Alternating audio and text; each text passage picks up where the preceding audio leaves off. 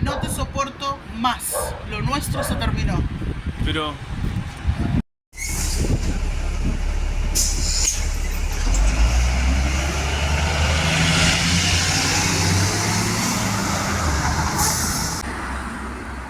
Y sí, cuando la cosa no da para más, no da para más.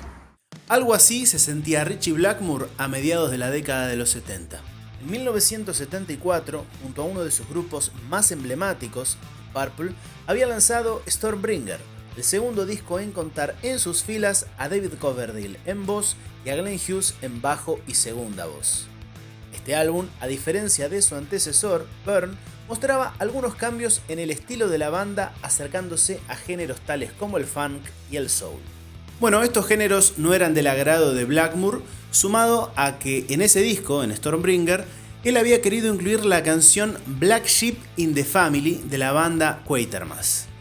Bueno, esta idea fue rechazada por sus compañeros, entonces él decide irse de la banda y armar otro grupo más acorde a su gusto.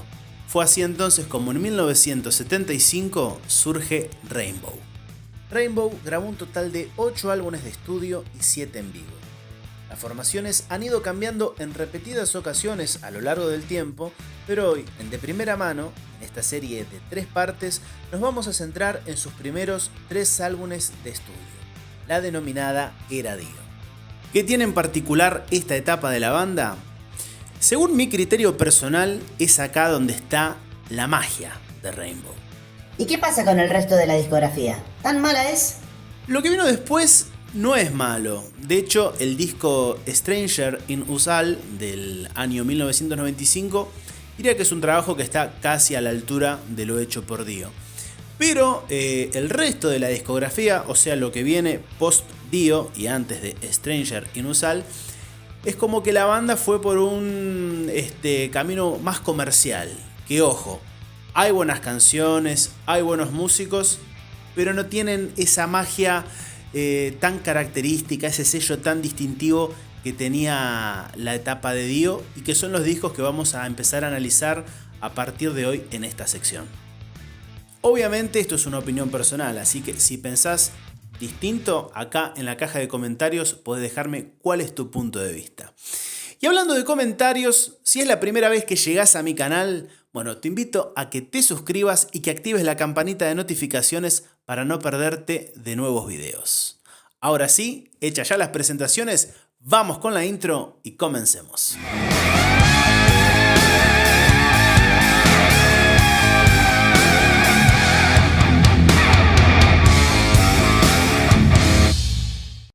En este video vamos a analizar el primer disco de esta selección, que a su vez es el primer álbum de la banda, el autotitulado Ritchie Blackmore's Rainbow.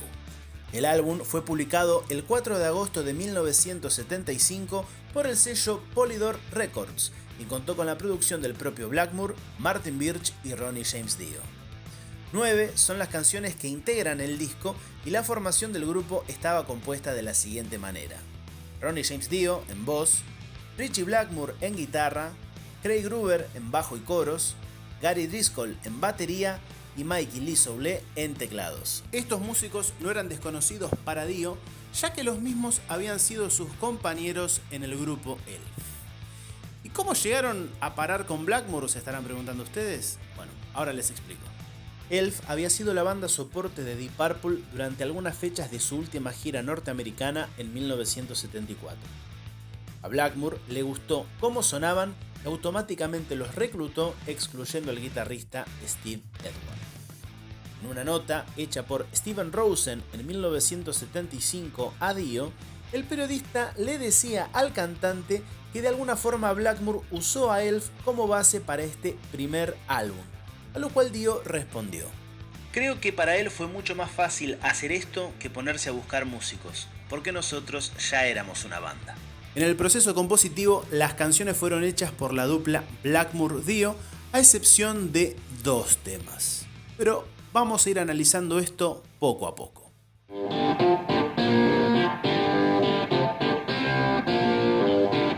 El primer tema del álbum es Man on the Silver Mountain, que traducido al español sería Hombre sobre la montaña plateada. Bueno, en esta canción nos encontramos con un riff bien poderoso y la voz de Dio que entra con ese poderío tan característico de él.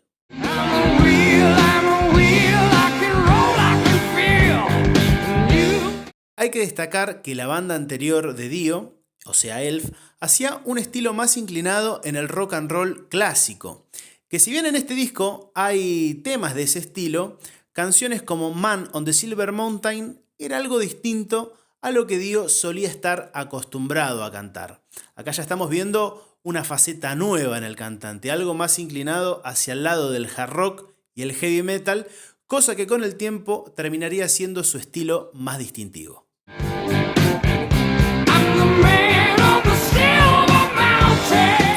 ¿Y de qué se trata Man on the Silver Mountain?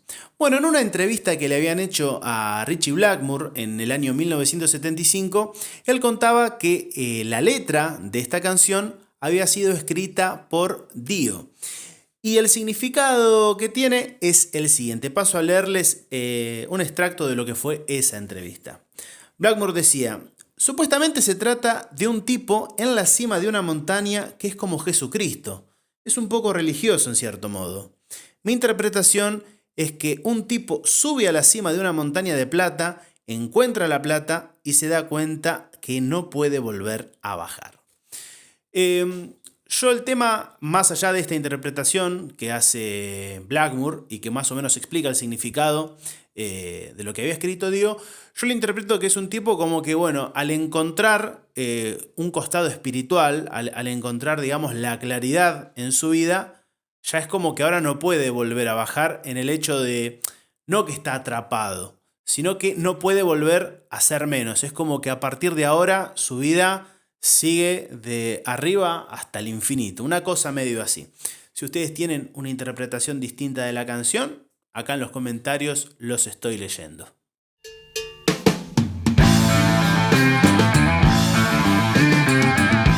El próximo tema es Self Portrait, una canción con un tempo un poco más lento que la anterior, como si fuese una especie de valsecito rockero, pero al margen de todas estas comparaciones, el tema es bastante poderoso.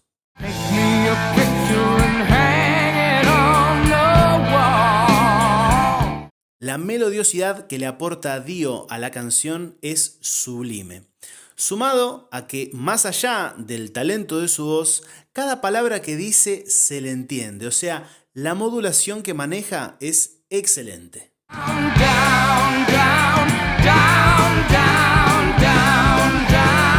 El trabajo de Craig Gruber en el bajo no se queda atrás. Y hablando de Craig Gruber, hay una anécdota muy curiosa con él. Como muchos de ustedes recordarán, en 1980 Dio reemplazó a Ozzy en Black Sabbath.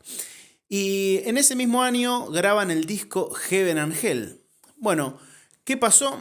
Unos días antes de la grabación del álbum, Geezer Butler, el bajista original de Black Sabbath, se había tenido que retirar de la banda de forma momentánea. Y no lo podían esperar a él para grabar el álbum. Entonces Dio lo llamó a Craig Gruber. El libro Black Sabbath, una historia pesada del autor Daniel Elow, decía lo siguiente: el paso de Gruber nunca quedó claro porque Iommi declaró que ensayó un poquito nomás con Sabbath, mientras que el propio bajista aseguró años después que fue el coautor de la mayoría de los temas y que su instrumento es el que suena en el disco y no el de Butler, llegando a decir: no figuro en los créditos, pero llegamos a un arreglo financiero satisfactorio. Loco, pero este video es de Rainbow, no de Black Sabbath. Tenés razón. Vamos con el próximo tema, que es Black Sheep in the Family.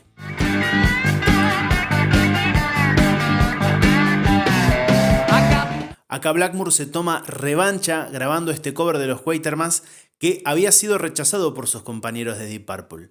Y como es un tema de rock and roll clásico, bueno, a los ex integrantes de Elf les calzó como anillo al dedo.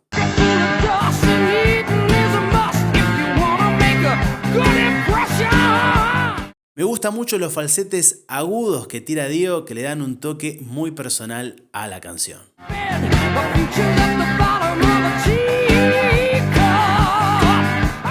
El tema original también está bueno, aunque está más respaldado en los teclados. Así que yo en lo personal me quedo con la versión de Rainbow, que es más guitarrera, más rockera.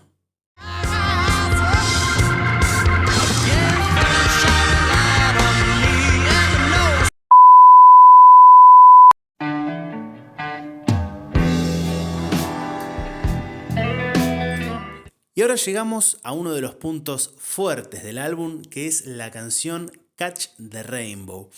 Un tema en donde Blackmore tira unos solitos ahí al principio que tienen una onda muy a lo Pink Floyd. O sea, por lo menos a mí en la escuchas, no sé, me transmite una vibra muy a lo Gilmour.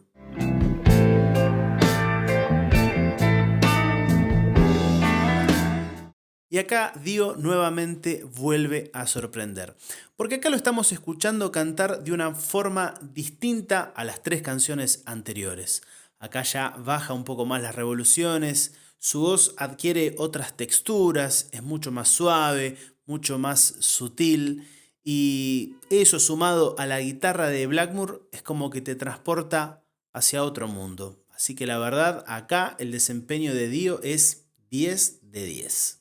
When evening falls, she'll run to me.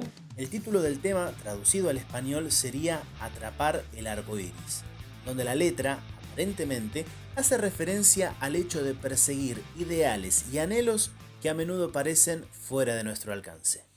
Y digo aparentemente porque si ustedes le prestan atención a la letra en español de este tema, se van a dar cuenta que lo que acá se está contando es una historia de amor. Pero no es una historia de amor común y corriente. Esta es una historia de amor que cuesta concretarla. Acá el protagonista de la canción, por alguna manera, no puede estar con su amada.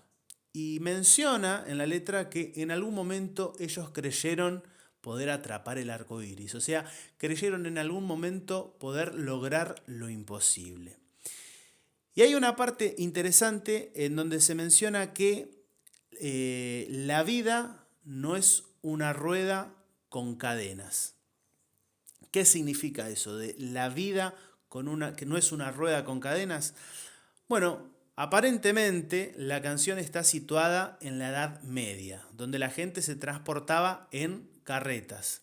Entonces, cuando las carretas tenían que atravesar un terreno medio complicado, le ponían alrededor de la rueda unas cadenas como para hacer, valga la redundancia, a la rueda más firme, más segura en esos terrenos peligrosos. A como yo interpreto la canción, es como que el tipo le dice a la mina: flaca, jugátela, acá no tenemos seguridades, las cosas un día pueden estar bien, un día pueden estar mal, la vida no tiene seguridades, así que jugátela. Y ven conmigo al amanecer, que dice eso la canción. Tal vez habla de vení conmigo y fuguémonos, o qué sé yo, no sé. Es una cosa muy subjetiva, ¿no? Porque esto de las canciones, cada uno las interpreta de distintas maneras. Yo la interpreto así. En su momento había escuchado también el rumor de que supuestamente Dio había escrito este tema haciendo referencia a una historia de amor entre una mujer de clase alta y un hombre de clase baja, que bueno, con algunas características que estuvimos ahora recién hablando del tema, tendría sentido. Así que si tenés alguna data que quieras aportar, te invito a que la dejes acá en los comentarios.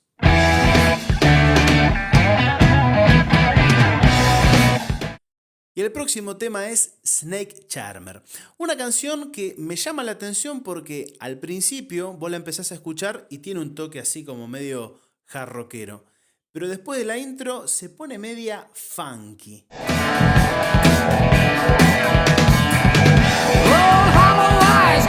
Cosa llamativa teniendo en cuenta que fue escrito por Blackmore, quien odiaba este estilo musical.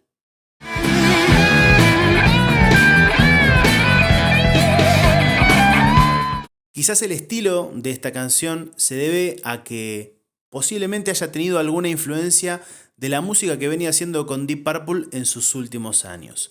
Pero ojo, yo este hecho de que haya sido un estilo medio funky no lo digo como algo negativo. O sea, me parece curioso teniendo en cuenta que uno de los motivos por los cuales Blackmore se va de Deep Purple es porque no le gustaba ese estilo de música que era la dirección que estaba tomando la banda. El tema, personalmente, me gusta muchísimo y vuelvo a destacar el trabajo que hace Craig Gruber en las 4 cuerdas, que es excelente. Ahora seguimos con The Temple of the King.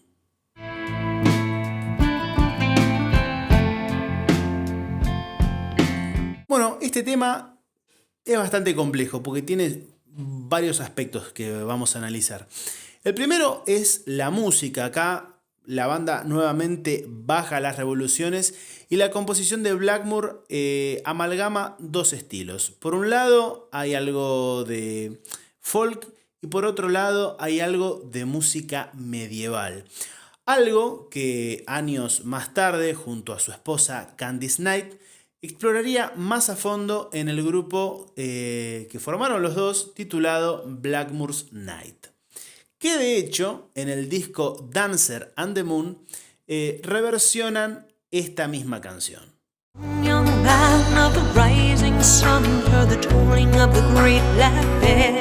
Si me preguntan a mí, excelente versión. Pero bueno, la original es la original y es la que más tiempo llevo escuchando.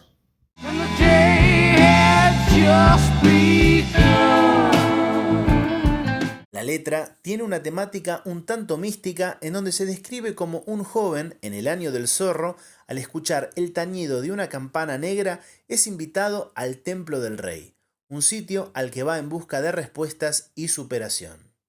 Hay quienes dicen que la letra de este tema es una especie de metáfora que describe lo que estaba atravesando Blackmore en ese entonces, es decir, abandonar su grupo anterior y comenzar uno nuevo desde cero con todo lo que eso implica. Bueno, esta teoría tranquilamente podría ser cierta si analizamos la portada del álbum.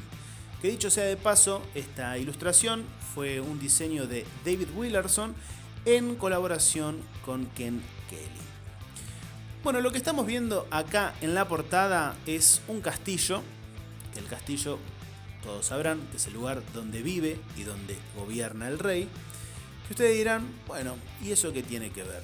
Acá estamos hablando del templo del rey. Bueno, si se fijan, el castillo está sobre una montaña, sobre la punta de una montaña. ¿Y qué tiene que ver? Me van a decir, bueno, la primera canción del álbum se llama Hombre sobre la montaña plateada. Y recordarán que la letra hablaba de una persona que, bueno, subía a lo alto de una montaña para encontrar sabiduría. Bueno, el templo del rey, en lo que habla la canción, es un joven que va a ese lugar a encontrar sabiduría. Así que podríamos decir que podría ser algo que esté un poco conectado con ese concepto. Pero hay otro detalle más. Si ven el castillo tiene forma de guitarra. Entonces, quizás, esto es una interpretación personal, tal vez para Blackmore su guitarra era como un templo. Y si tenemos en cuenta que en esos momentos, más allá de su partida de Deep Purple, que era su banda, Blackmore también estaba atravesando otros problemas personales, porque también acababa de separarse de su primera mujer.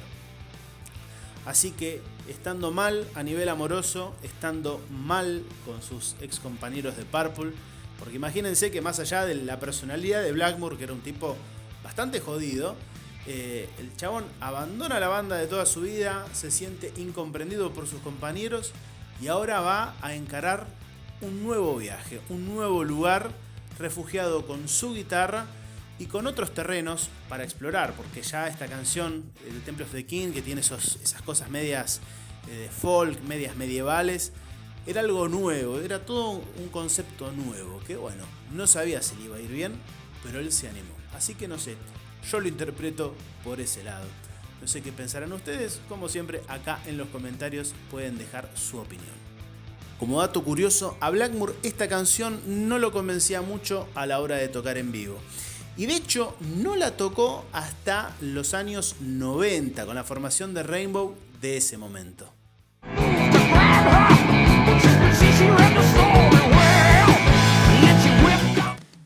Y de la calma volvemos al movimiento, al rock and roll, precisamente con la canción If You Don't Like Rock and Roll. Un tema cortito de rock and roll de corte clásico que dura un poco más de 2 minutos y que bueno, le devuelve un poco esa velocidad al álbum. Y a este tema le sigue 16th Century Greenslaves, un tema que tiene raíces en el Deep Purple original. Y cuando hablo del Deep Purple original me estoy refiriendo al Deep Purple previo a la incorporación de Coverdale y Hughes. Y cuando hablo de raíces, bueno, estoy hablando de que tiene algunos rasgos un poco parecidos a la canción Into the Fire del disco In Rock.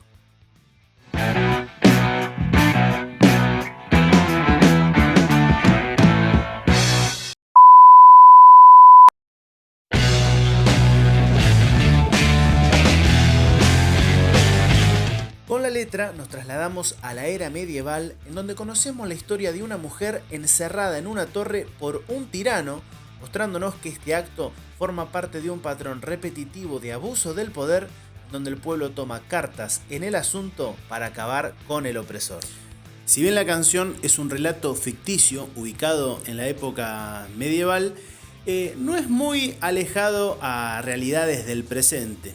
Quizás hoy, está bien, no estemos en la época medieval, tal vez no haya gente que encierre a personas en una torre, pero sí también en algunos países hay muchas dictaduras donde encierran a gente en lugares peores y también el pueblo se une haciendo fuerza común para poder enfrentar el poder.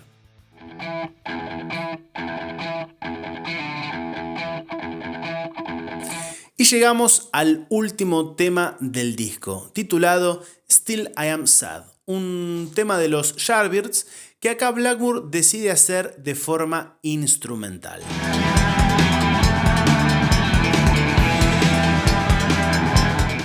Como dato curioso, Blackmore no se iba a quedar contento con esta versión y muchos años después, en el disco que hablábamos al principio del video, Stranger Inusual, del año 95, volvería a hacer este tema, pero esta vez cantado, la versión cantada, con un estilo más rockero que la versión de los Yardbirds, pero ya esta vez con una voz presente.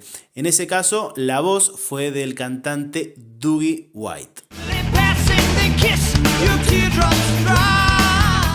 En conclusión, este me parece un excelente debut de Rainbow. Primero porque acá a nivel musical estamos viendo un montón de estilos musicales. Hay hard rock, rock and roll, balada, folk medieval, un tema instrumental que fue una reversión bastante original de parte de Blackmore. También vemos a un Dio cantando cosas nuevas, cosas que el público de ese entonces no estaba acostumbrado a escuchar de parte de él. Y también me parece que es un trabajo en donde los músicos que acompañan tanto a Blackmore como a Dio hacen un muy buen laburo. Ya mencioné en 2 canciones a Craig Gruber, pero también quiero destacar lo que hace Mikey Lee Soule, el tecladista, porque por ejemplo en el tema Catch the Rainbow, los teclados que son muy sutiles, pero sirven para amalgamar a todos los instrumentos que están sonando.